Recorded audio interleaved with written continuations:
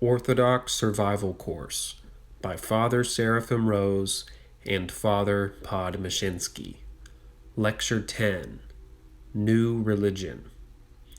A. Introduction. 1.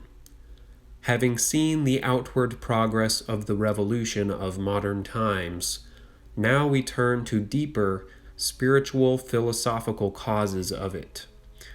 What happened in the human soul to make it want revolution that seems to make so little sense, be so impossible? What is the theology of revolution? 2.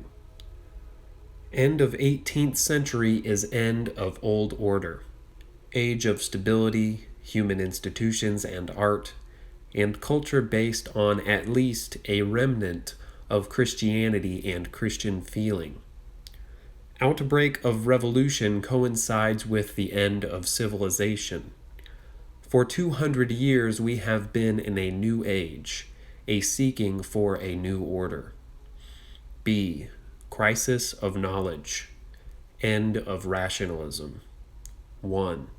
Since the Middle Ages, rationalism reduces the sphere of knowledge as it criticizes every tradition, spiritual realm, myth, except outward world. 2. With Hume, reason goes as far as it can go, destroys all certain knowledge even of outward world. He said we can know only what we experience. Thus, against miracles, then even natural religion. Randall, 300.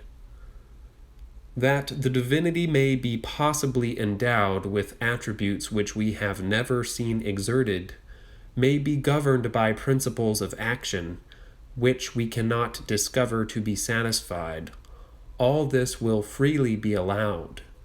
But still this is mere possibility and hypothesis. We never can have reason to infer any attributes or any principles of action in him, but so far as we know them to have been exerted and satisfied. Are there any marks of a distributive justice in the world? If you answer in the affirmative, I answer that, since justice here exerts itself, it is satisfied. If you reply in the negative, I conclude that you have then no reason to ascribe justice, in our sense of it, to the gods.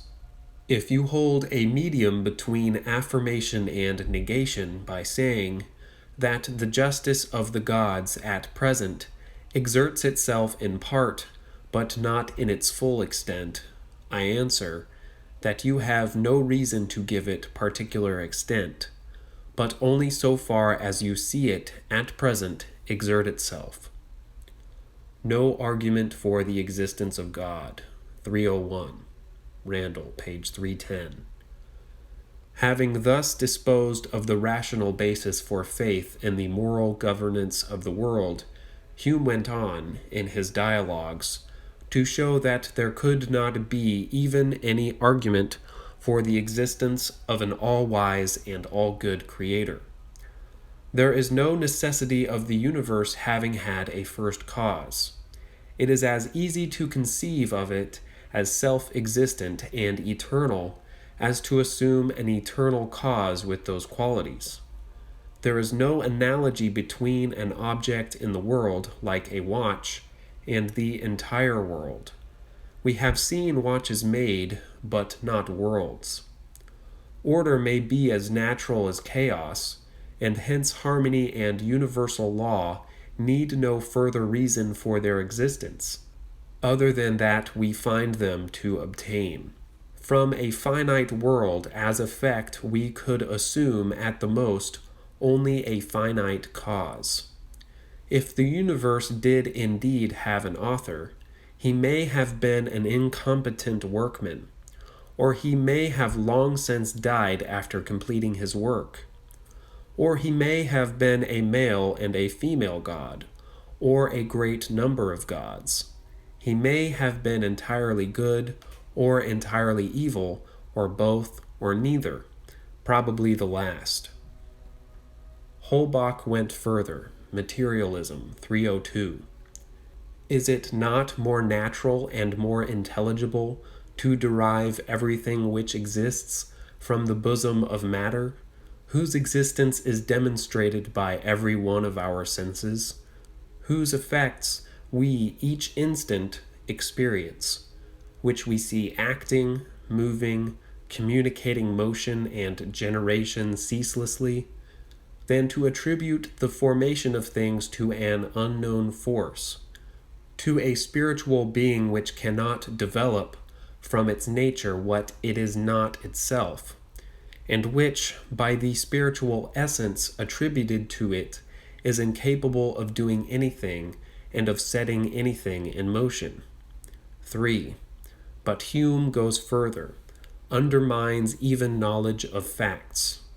Brinton, paper 2 through 6, then page 1, on Chill.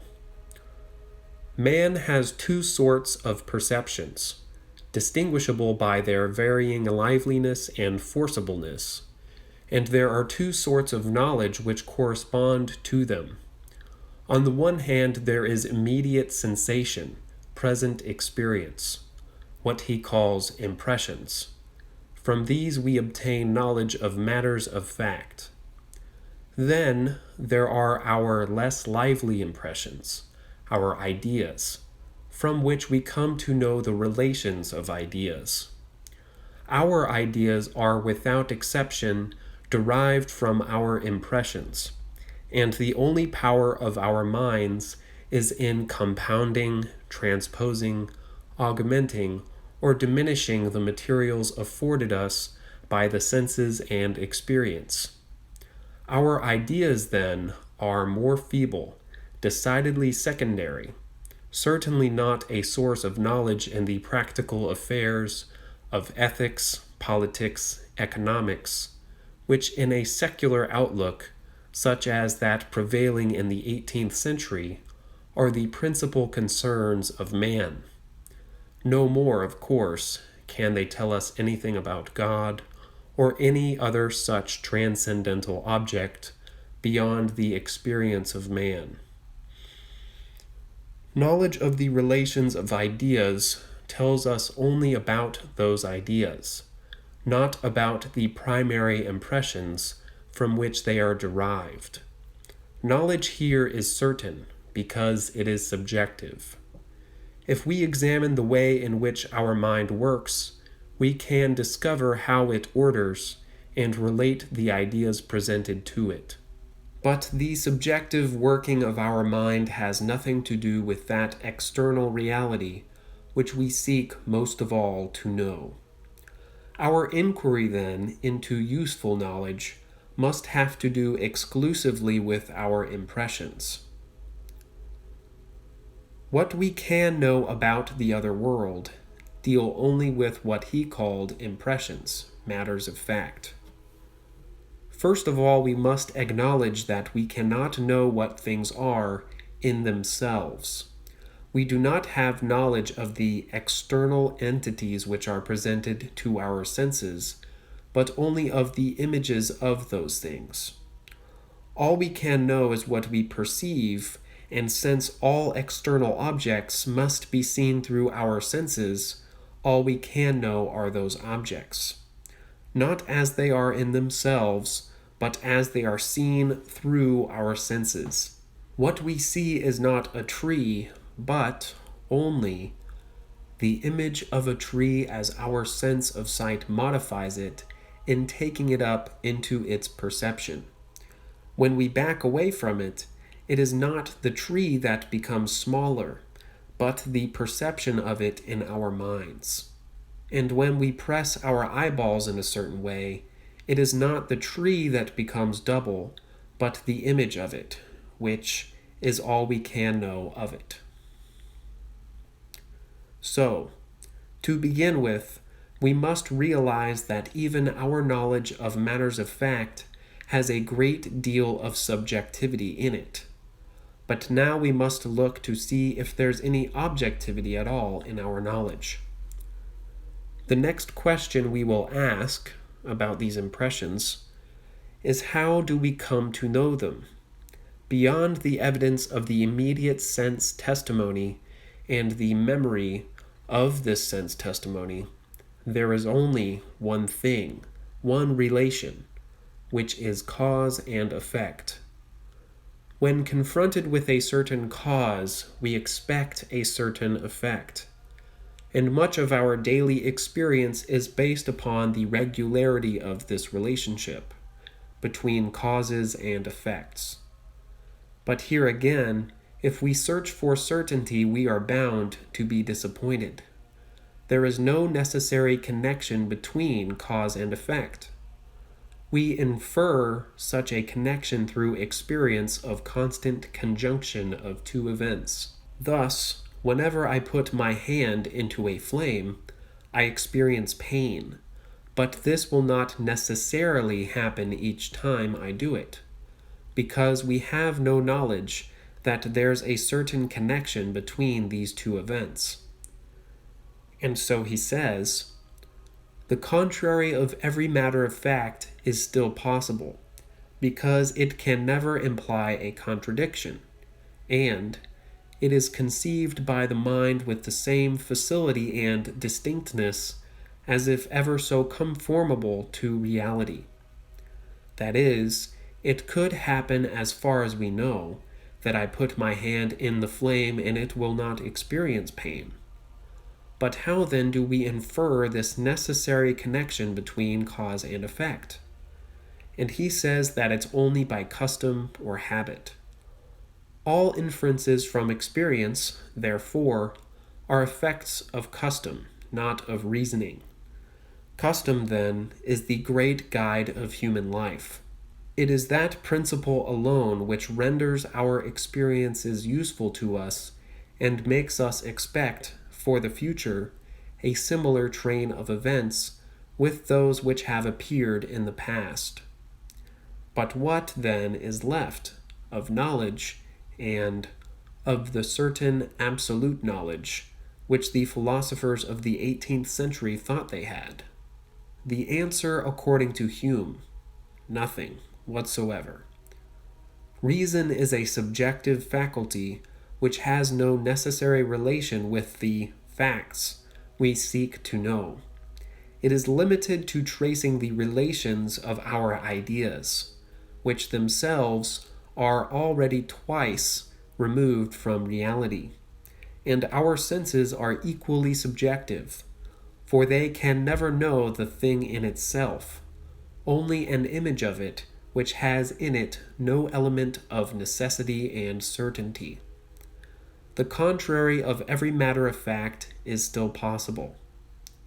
So he says, do you follow the instincts and propensities of nature in ascending to the veracity, the truthfulness of sense? But these lead you to believe that the very perception or sensible image is the external object, which, of course, is not true. It is not. It is only an image in our mind. Do you disclaim this principle in order to embrace a more rational opinion that the perceptions are only representations of something external?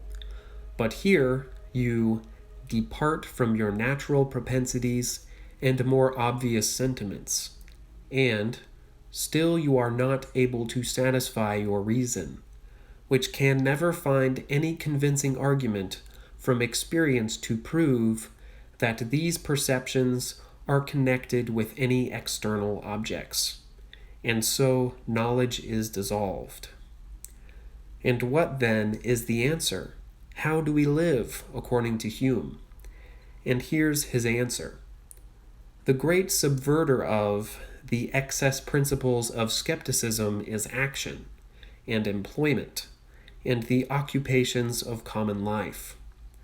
These principles may flourish and triumph in the schools, but as soon as they leave the shade and by the presence of the real objects, which actuate our passions and sentiments, are put into opposition to the more powerful principles of our nature, they vanish like smoke, and leave the most determined skeptic in the same condition as other mortals. Well, It's very nice for him to say because he was a very comfortable English gentleman. He had his fireplace, cozy warm nook, country house, and in fact wrote his history of England and was concerned about practical things. And this philosophy did not upset him terribly.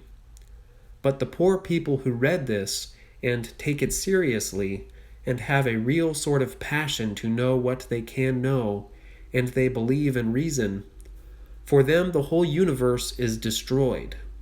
In fact, that's one deep thing in our modern thinkers for the last 200 years. This sort of despair at ever being able to know anything, which sort of dissolves the fabric of their life.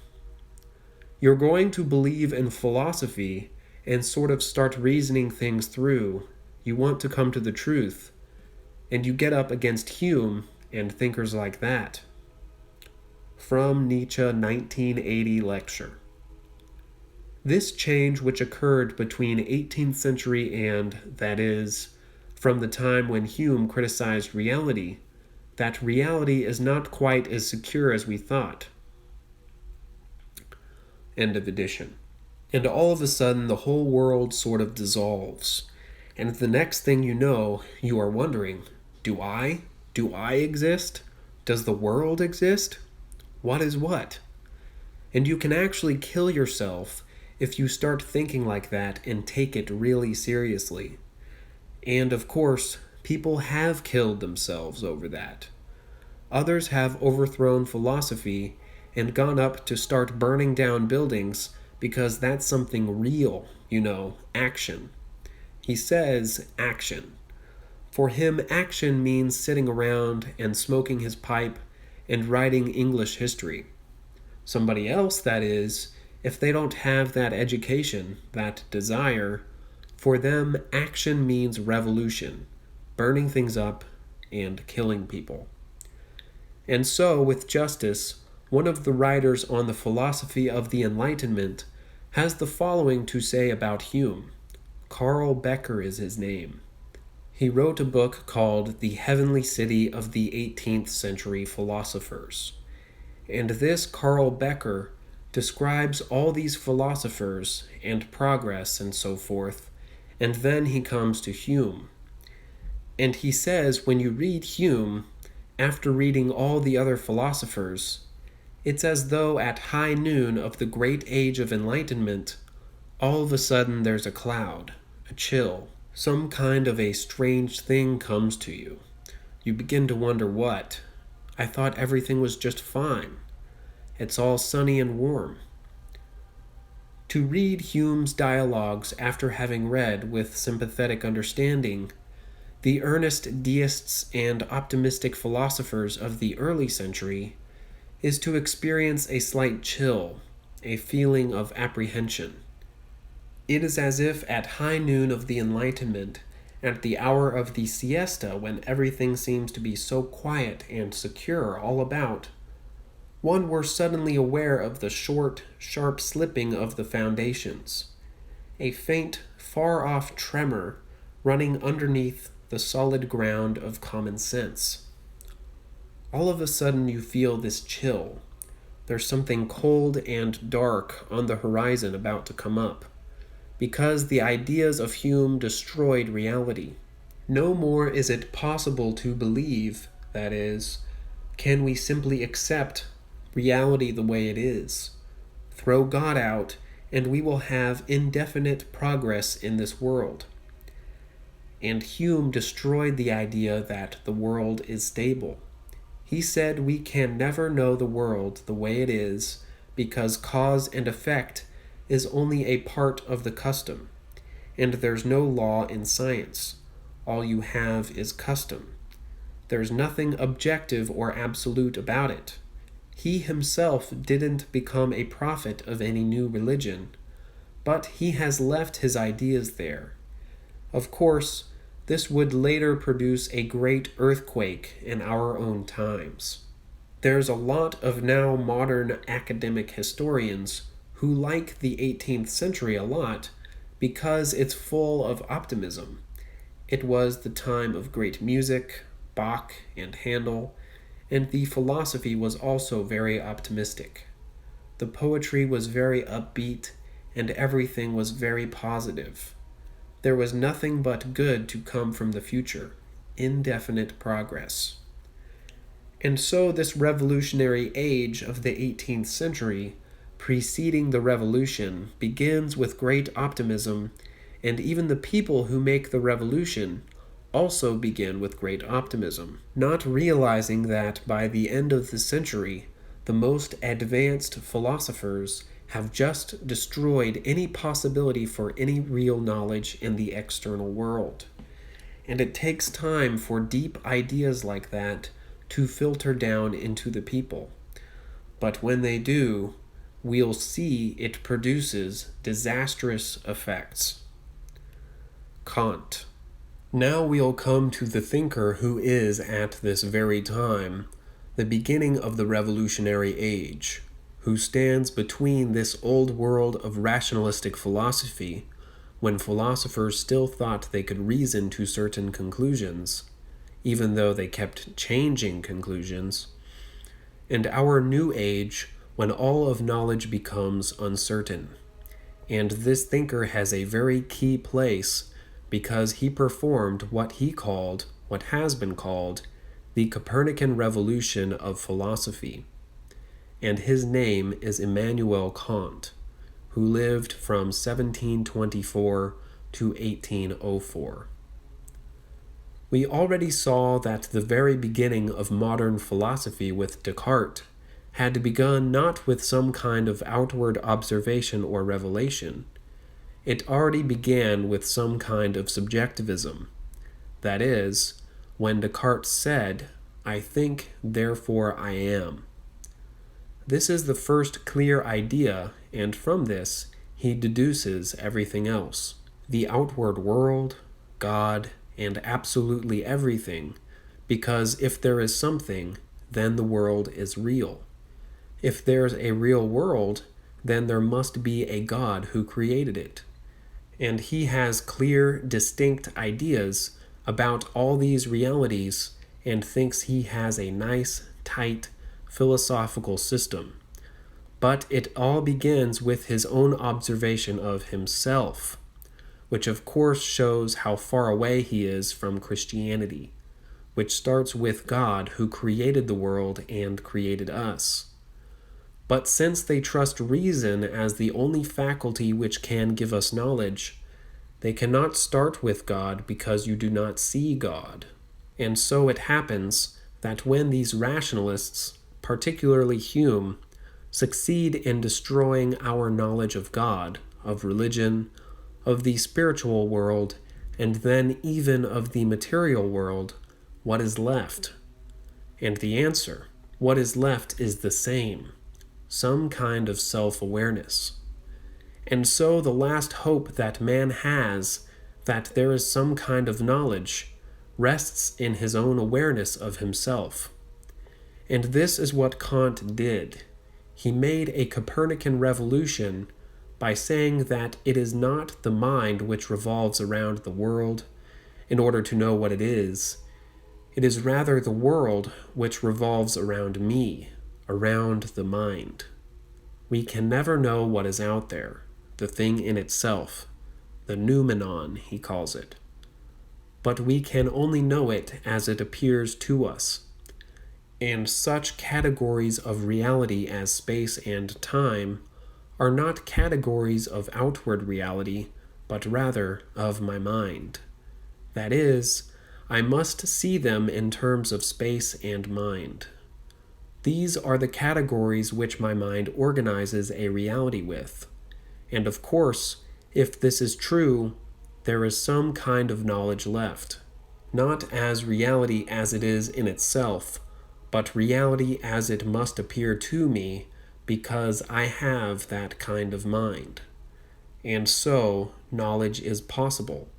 And even knowledge of God is possible because he says that it's based on inward feeling, subjective feeling, which shows how much he was under the influence of the pietist movement of his time, which was reacting against the Enlightenment rationalism, the deadness of it.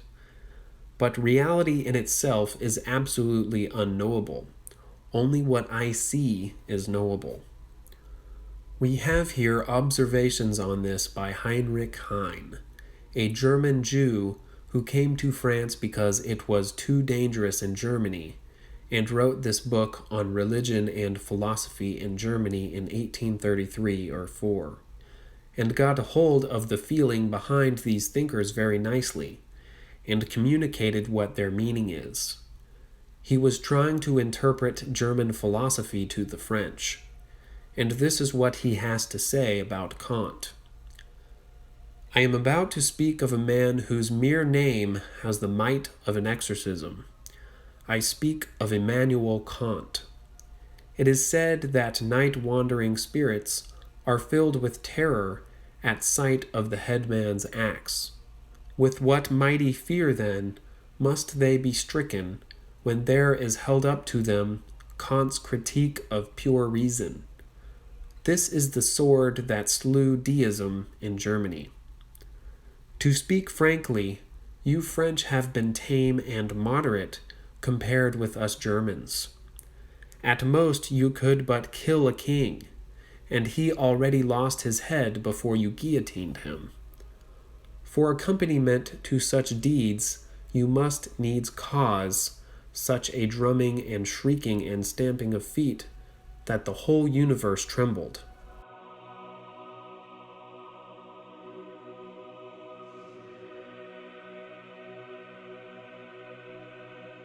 To compare Maximilien Robespierre with Immanuel Kant is to confer too high an honor upon the former.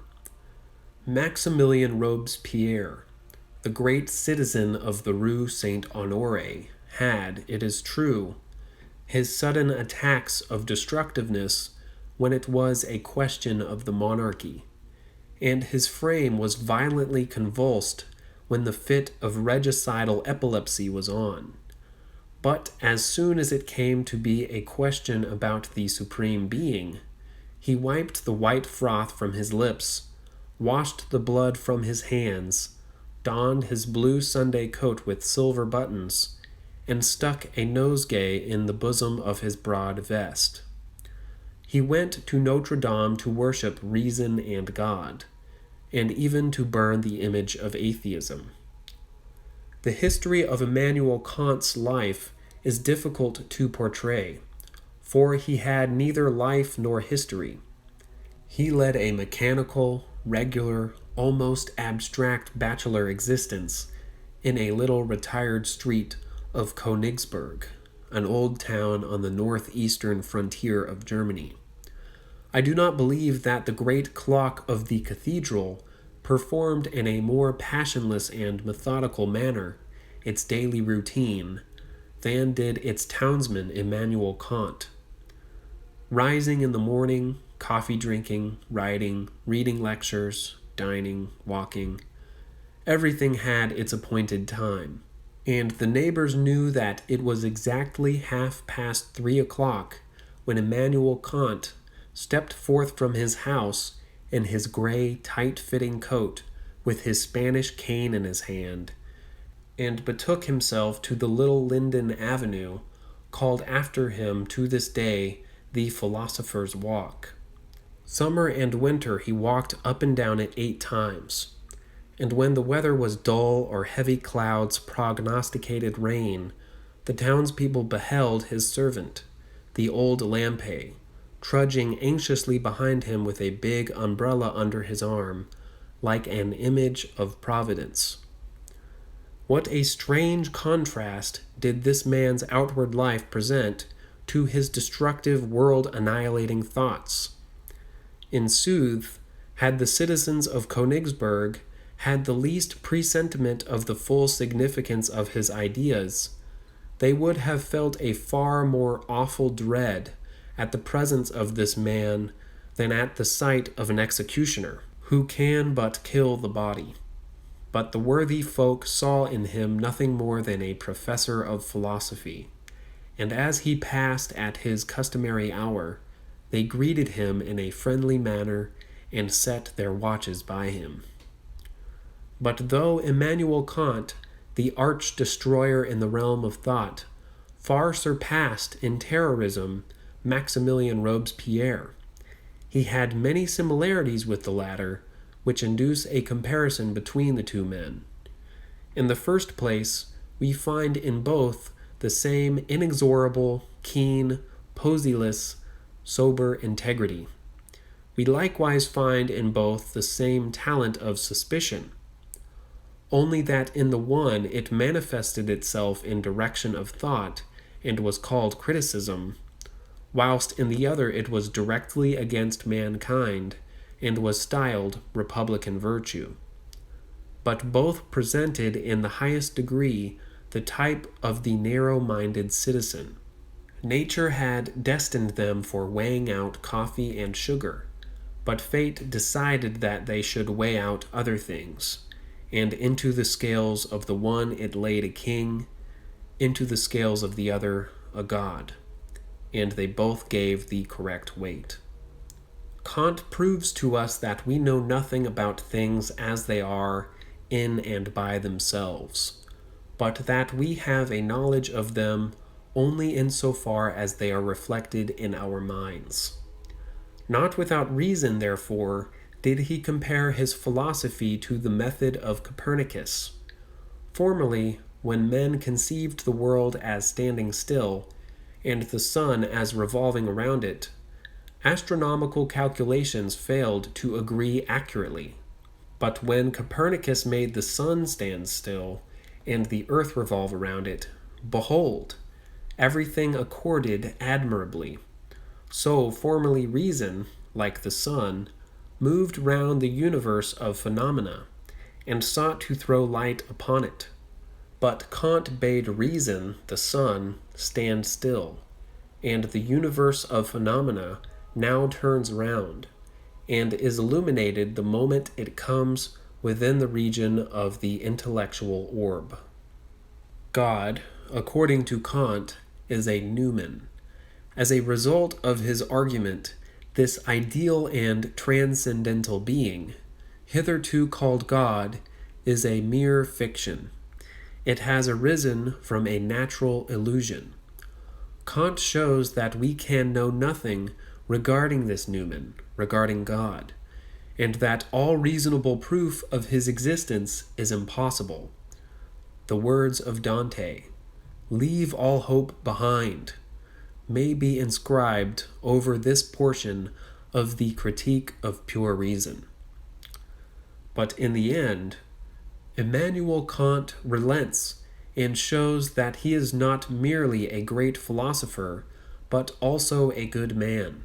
He reflects, and half good-naturedly, half ironically, he says, "Old Lampe must have been a god, otherwise the poor fellow can never be happy. Now, man ought to be happy in this world. Practical reason says so. Well, I am quite willing that practical reason should also guarantee the existence of God." As the result of this argument, Kant distinguishes between the theoretical reason and the practical reason, and by means of the latter, as with a magician's wand, he revivifies deism, which theoretical reason had killed. Well, the function of Kant is to make systemic what Hume had done with his criticism, that is, to do away with knowledge of the outer world and with God. In fact, to do away with God entirely. And he restores God only on the basis of our subjective feeling.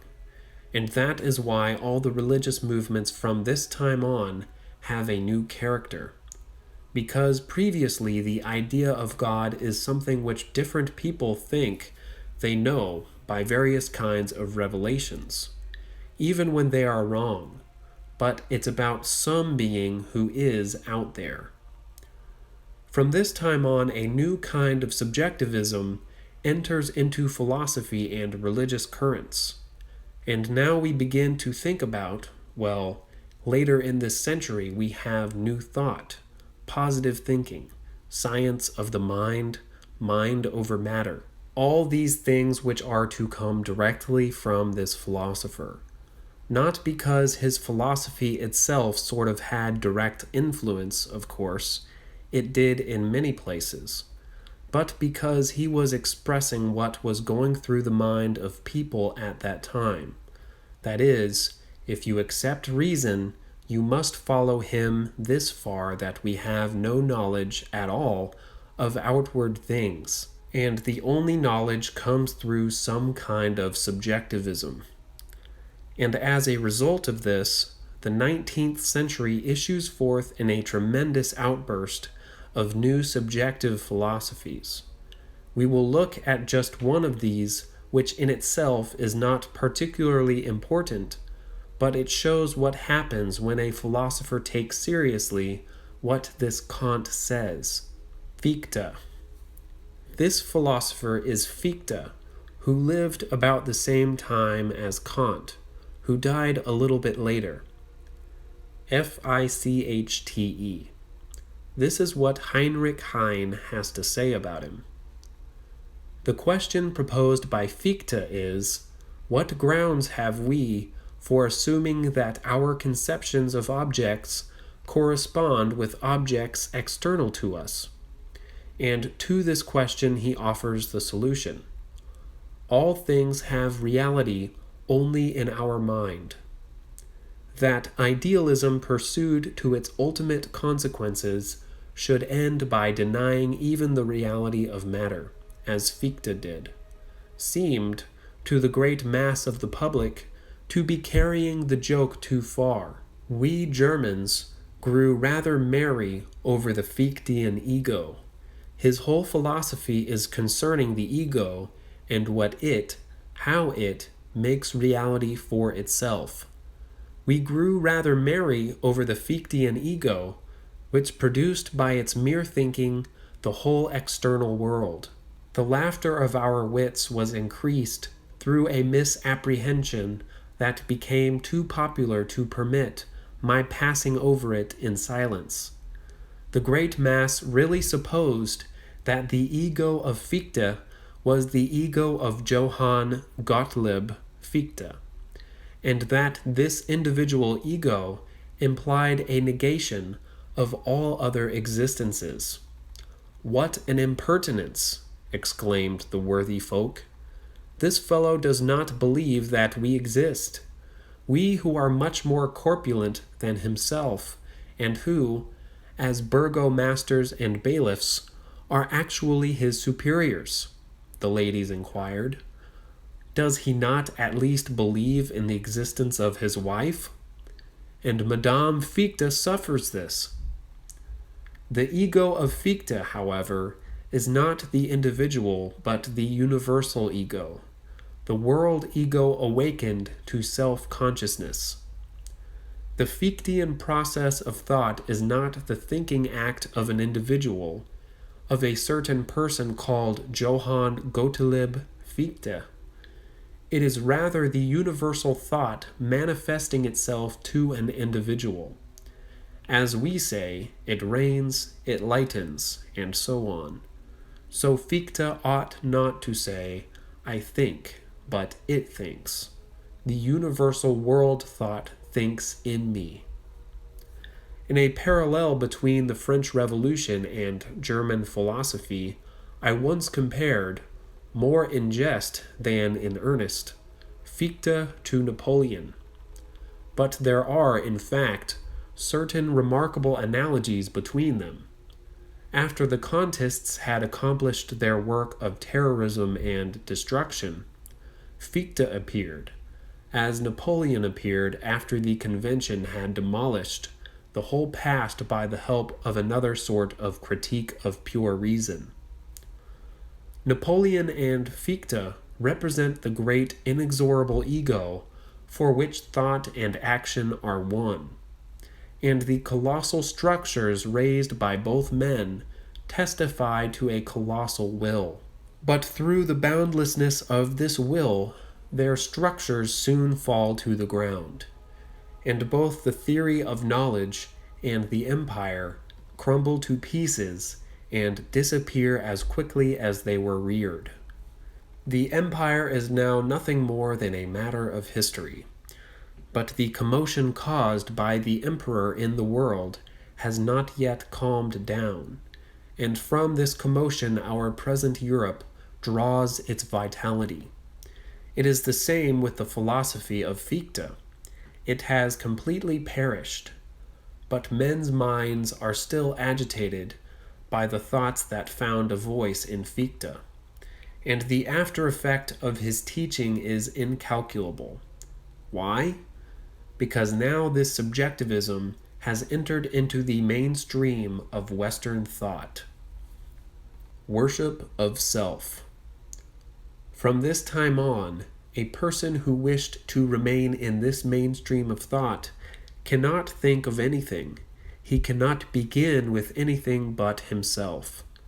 And as we've already seen, this is the age of fantastic egotism in all spheres. The artists, the poets, the philosophers, the political people. They come up with fantastic claims for themselves, as though men had really come to believe that only I exist and everything else is uncertain.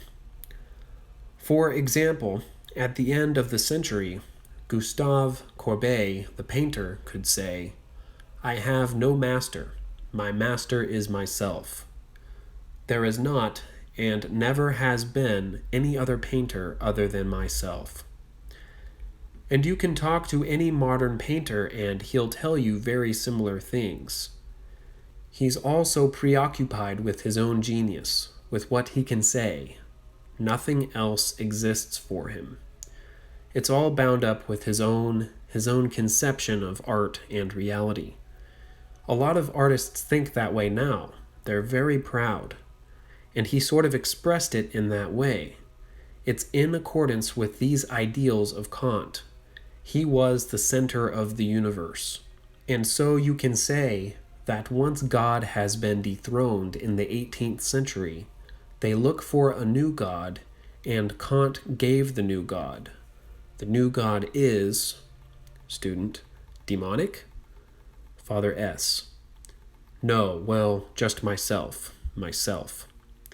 And so in the mainstream of Western thought, we see the beginning of the formation of a new deity, the self. The world previously went around God, and now the world begins to go around the self. And this idea will go very deep into Western man. Therefore, we come to this problem. If there's this new deity being formed, what happens to the old deity? That is, the God of Christianity, who lived on in some form even in Protestantism and the sects. This concludes the reading of the first part of Lecture 10 of the Orthodox Survival Course by Father Seraphim Rose and Father Podmoshensky. Be sure to like, share, and subscribe, and check out my social media in the description, as well as click on the notification bell to be notified of whenever I post new content. And if you'd like to support my work, you can use the Patreon link in the description as well. Thank you, and God bless.